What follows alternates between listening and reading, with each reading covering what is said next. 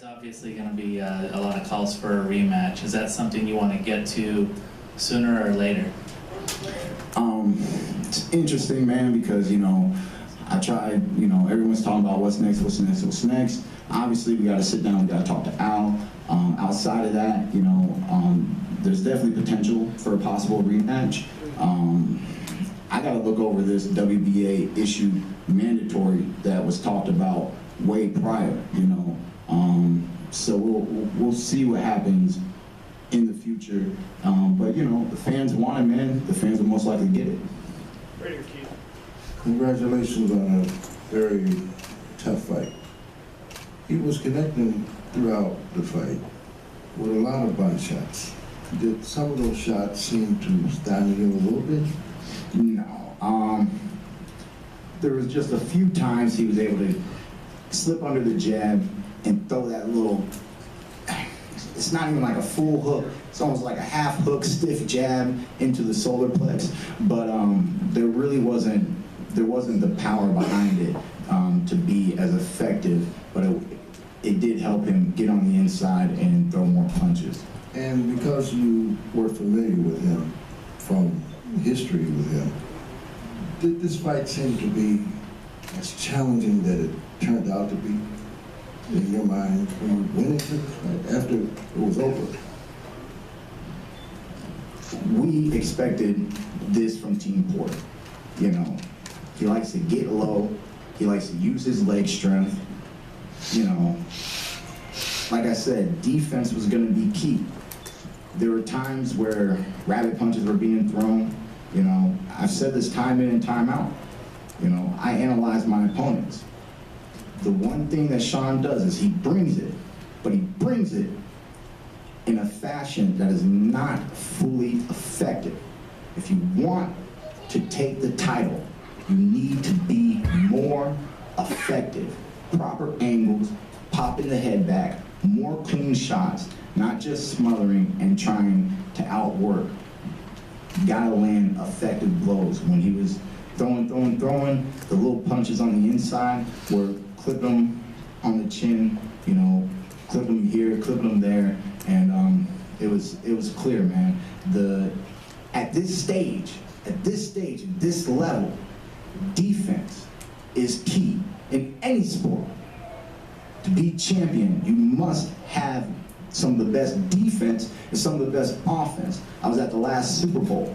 You got to see two of the best teams who had the best defenses in the NFL for that year, for that season. But the one who had the best defense was victorious.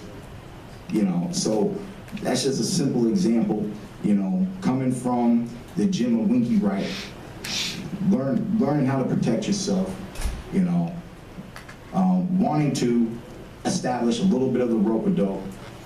My personal shout out to Muhammad Ali. Floyd Mayweather's used it. He used it against Marcos Maidana. This fight reminds me a little bit of that fight, where the one fighter is really coming in, giving it his all, not really backing down, but I believe that I was able to land the clearer punches and more effective and rocked him several times in the fight. Keith, you were talking about what Shawn didn't do effectively. What do you feel he was effective? Pressure, man. He's good at what he's good at. You know what I mean? And that's what I analyze. He's good at what he's good at. But the pressure is not effective. So his strength is also his weakness, if you understand, and we had a game plan and we were able to execute it. Were there moments that he hurt you? I know that there was the body shot, for example. Body shots were not effective, man. Luis Collazo with the hardest body shot that I've had to endure in my professional career, and I don't even know why his body shots weren't, that devastating.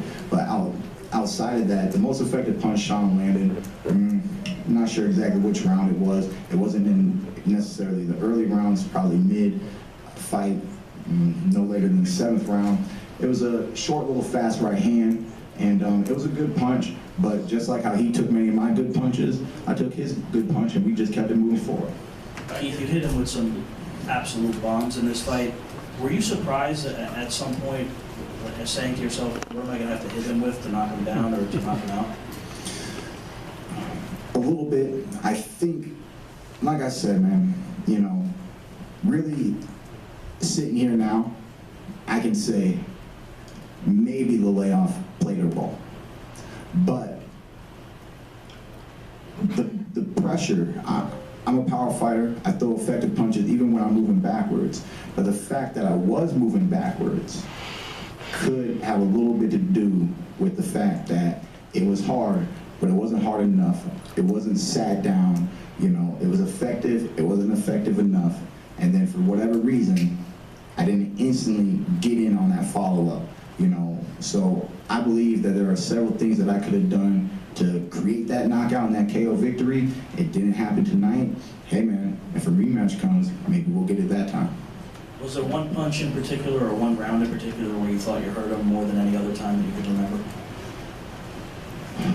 There was one punch where I caught him and instantly he clinched, and I felt the strength of his clinch. So I knew that he was hurt. There was another time where he was in his corner and he was low to the ground, he was stumbling, he looked hurt.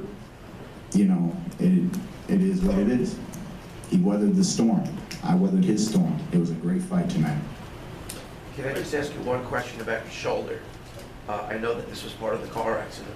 And how did it rehab and did it affect you? Did you feel 100%? I haven't issued an article on my shoulder for a few years. The injury was a neck injury and a spinal injury. So luckily, my neck feels great. So I'm actually very happy with the rehab that we were able to do with my doctors.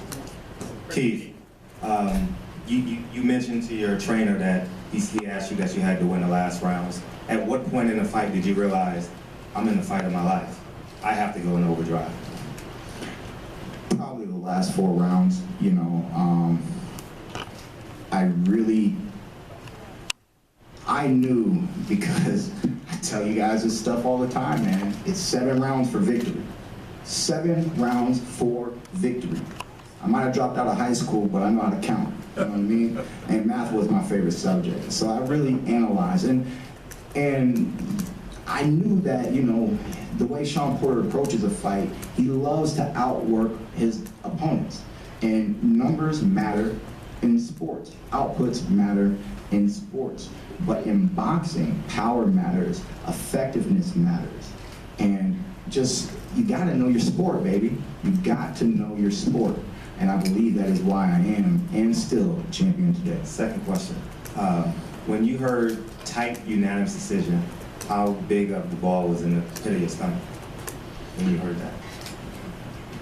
I was confident because as I heard those results, I did feel good about the Final 4. I do believe that, you know, we did what it needed to do.